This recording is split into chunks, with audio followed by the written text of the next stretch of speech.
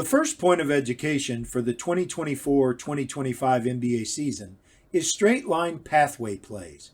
Here, the offensive player, Bradley Beal, establishes a straight line path toward the basket, and the defensive player, Colin Gillespie, moves into Beal's path, and he makes contact that is clearly more than marginal. This contact by Gillespie moves Beal off his path, and the defensive foul was correctly called. Similar to the previous play, again we will see the offensive player establish a straight line path toward the basket, and the defensive player will make contact that moves him off that path.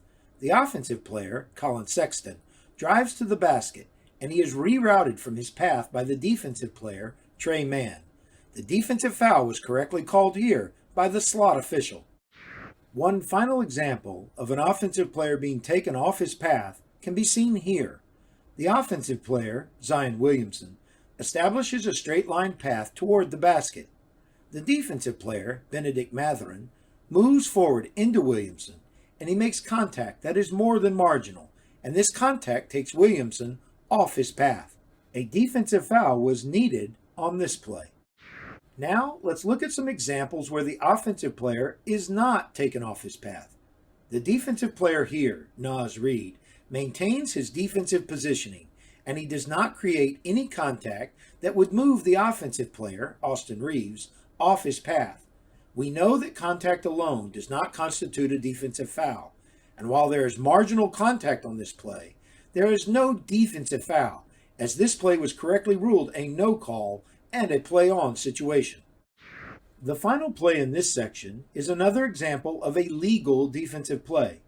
The offensive player, Anthony Simons, drives to the basket, and his defender, Bryce McGowens, maintains his defensive position along Simons' path. The replay shows that McGowens does not initiate any illegal contact, nor does he reroute Simons off his straight line path to the basket. Again, this is a legal defensive play, and there was no foul needed or called here. The next point of education to review is verticality. This first play is an example of a defensive player maintaining verticality while making a legal defensive play. The defensive player, Chimezie Metu, establishes a legal guarding position prior to the offensive player, Trey Murphy III, starting his upward shooting motion. Metu maintains that legal defensive position as he jumps straight up to contest the field goal attempt. The marginal contact on this play is initiated by Murphy, and there is no foul by either player. Another example of legal verticality by a defensive player can be seen here. The secondary defender, Cason Wallace, establishes legal guarding position before the offensive player, Bones Hyland, starts his upward shooting motion.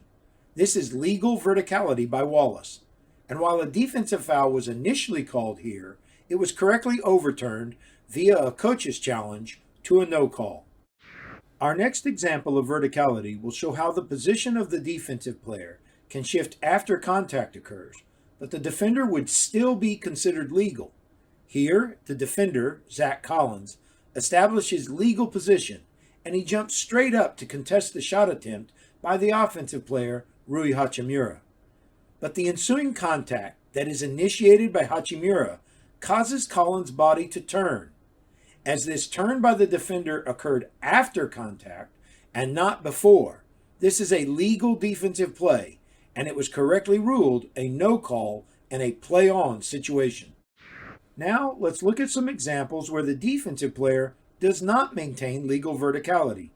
Here, the highlighted defender, Mo Bamba, jumps toward the shooter, Jaylen Brown, and in doing so, he initiates illegal contact with Brown. This A to B movement by Bamba is not legal verticality. As to be considered legal, he must jump vertically in an attempt to defend the shot. That is not the case here, and a defensive foul was correctly called. This next play is another example of a defender not maintaining legal verticality. The defender, Chet Holmgren, does not maintain a legal vertical position as his arms are tilted forward over the vertical space of the offensive player, Jaden Hardy. Holmgren then brings his arms down, and he makes illegal contact with his arms to the offensive player.